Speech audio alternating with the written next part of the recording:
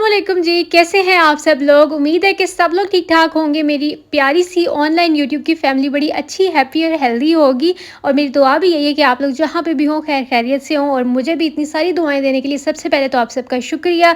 आज के व्लॉग में मैं आप लोगों के साथ एक तो रूटीन व्लॉग भी शेयर करूँगी, साथ-साथ मेरी जो शादी की शॉपिंग और तैयारियाँ-शैयारियाँ चल रही हैं वो तो सब मैं शेयर करूँगी ही, लेकिन साथ-साथ रूटीन व्लॉग भी होगा। तो सबसे पहले मैं उठी थी और मैं नाश्ते में आज बना रही थी बेसन का चीला क्योंकि थोड़ा टाइम मिला था आज। मतलब उठते ही हम लोग को ये भगदड़ नहीं थी कि ये भी करना है, आज वो भी करना है, यहाँ जाना है, वहाँ जाना है। तो आज थोड़ा टाइम मिला था तो मामा का दिल था कि बेसन का चीला बनाओ, तो फिर मैंने उनको भी बना के दिया और ख़ुद के लिए भी बनाया। साथ में चाय, ये कॉम्बो इतना मज़े का लगता है ना, चाय और बेसन का चीला। ऐसा लगता है कि पकौड़ों के साथ ना आप लोग चाय एंजॉय करें और बहुत हेल्दी वे में, क्योंकि पकौड़े जो हैं वो डीप फ्राइड होते हैं और बेसन का चीला जो है ना ये बहुत ही हेल्दी ऑप्शन है अगर आप लोगों का पकोड़े खाने का दिल करा और तुसी डाइट पे हो। मैं तो वैसे आजकल बिल्कुल भी डाइट पे नहीं हूँ, मैं तो दबा के खा रही हूँ। आज के व्लॉग में आप लोगों को ये भी पता चलेगा क्योंकि मुझे बहुत अच्छा लगता है कि मेरी कुछ बहनें जब मेरे साथ इतना कंसर्न शो करती हैं कि आप डाइट ना करें, क्योंकि आप जब कुछ प्रॉपर खा नहीं रहे होते और उसके बाद शादी की शॉपिंग भी कर रहे होते हो, इन सब चीज़ों में ना आपकी स्किन की हालत बिगड़ जाती है। और यहाँ पर देखें, हैलोवीन थी, हम लोग इसको सेलिब्रेट नहीं करते, ना ये हमारा कोई त्यौहार है,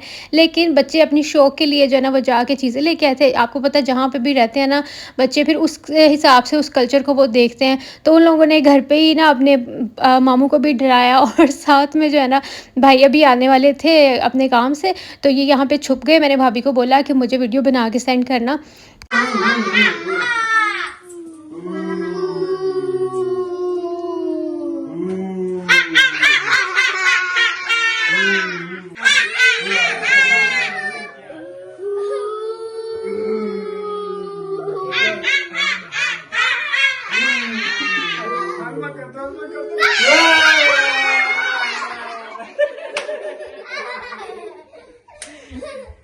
बोला हेलो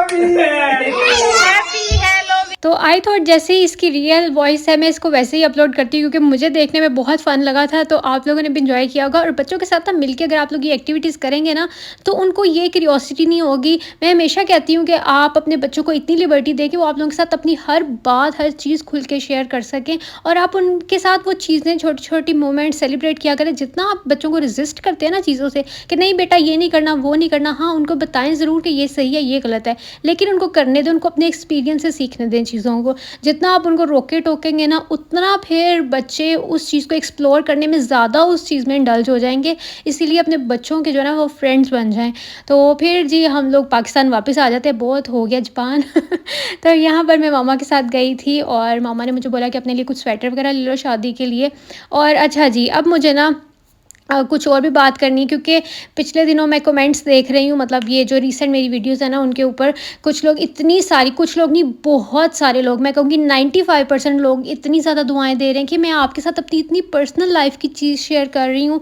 तो आप लोगों को बजाय ये कि आप लोग दुआएं दें, कुछ लोग, सिर्फ जो मैं 5% लोगों की बात कर रही हूँ ना, वो आके नुक्स निकाल रहे हैं कि आप इतना कुछ क्यों ले रही हैं, या मतलब बोझ होता है, जहेज़ नहीं लेना चाहिए। और आई एडमिट, मैं खुद भी, मुझे ये लेना पसंद नहीं है और मैंने अपने पेरेंट्स को मतलब बहुत दफ़ा मैंने उनको मना किया कि मुझे ये चीज़ नहीं लेनी, मुझे कुछ भी नहीं लेना, मैं सब कुछ खुद बना सकती हूँ।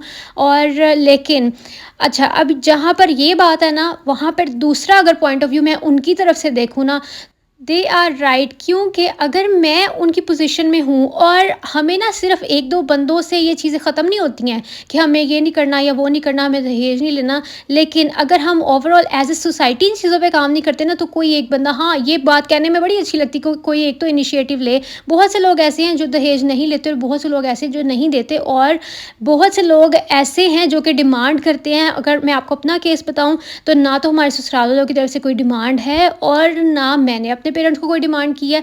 वो बस मेरे लिए इतना कर रहे हैं जितना वो कर सकते हैं और अपनी खुशी से कर रहे हैं, किसी का कोई प्रेशर नहीं है। हाँ, सोसाइटी का प्रेशर ज़रूर है, क्योंकि जब मैंने अपने मामा पापा से सीधी बात की थी कि मुझे कुछ नहीं चाहिए, मुझे जो भी चाहिए होगा मैं खुद अर्न करती हूँ, आई एम इंडिपेंडेंट, ये उनको भी पता है कि मैं अगर कुछ लेना चाहूँ ये सब चीज़ें तो मैं खुद भी ले सकती हूँ। लेकिन फिर भी उन्होंने मुझे बोला कि ये तुम कह रही हो कि मुझे कुछ नहीं चाहिए, लेकिन जब आप एक वेल ऑफ फैमिली से होते हैं ना, तब आपके ऊपर थोड़ा सा और भी प्रेशर होता है कि हाँ तुम्हारे पेरेंट्स वैसे तो मतलब ठीक ठाक हैं या बनते तो बहुत हैं, उनके पास ये भी है वो भी है, तो अपनी बेटी को कुछ भी नहीं दिया। तो जब मैंने उनकी ये बातें सुनी ना, तो दे समहाउ कन्विंस्ड मी कि वो बिल्कुल ठीक कह रहे हैं कि मुझे सिर्फ़ अपनी ज़िद को या इन चीज़ों को आगे नहीं रखना। मुझे उनकी इज़्ज़त के लिए, उनकी रिस्पेक्ट के लिए कि लोग उनको बातें ना करें, या मैं जहाँ जा रही हूँ, तो मतलब अभी तक तो उन्होंने कोई डिमांड नहीं की। लेकिन बाद में अगर आपके पेरेंट्स ने आपको सब चीज़ें नहीं दी होंगी जिनकी आपको ज़रूरत होगी, और फिर आपको, चाहे आपके पास स्टार्टिंग में तो नहीं ना आप जाके हर चीज़ ले सकते हो, तो फिर वो खुद भी आपको इतना अच्छा नहीं लगता कि आप मतलब चीज़ें किसी और की यूज़ कर रहे हो। और सारी बातों की एक बात, मैं तो बस इतना कहूँगी कि हमारी सोसाइटी जो है ना, यहाँ पर ये चीज़ एक्सेप्टेबल नहीं है। और लोग जो है ना, वो जितने मुँह उतनी बातें, बहुत बातें करते हैं, आप सबको पता है। और बहुत सी मेरी बहनों ने इस चीज़ पे ना खुद ही कमेंट्स करके आपस में जो है ना वो डिस्कशन कर रही थी। मैंने कुछ लोगों के कमेंट्स पढ़े हैं। इवन दो मैं आजकल बहुत बिज़ी हूँ, और इस टाइम पे ना मैं इतना कोई कमेंट्स का स्ट्रेस लेना नहीं चाहती, इसलिए मैं बहुत ज़्यादा कमेंट्स पे ध्यान देती नहीं हूँ, क्योंकि पहले ही आप लोगों को पता है ये टाइम इस तरह का होता है जहाँ पे आप बहुत ज़्यादा इमोशनल होते हैं हर फीलिंग के को लेके, तो इसलिए मैं ना ज़्यादातर ध्यान ही नहीं देती हूँ इन बातों पे।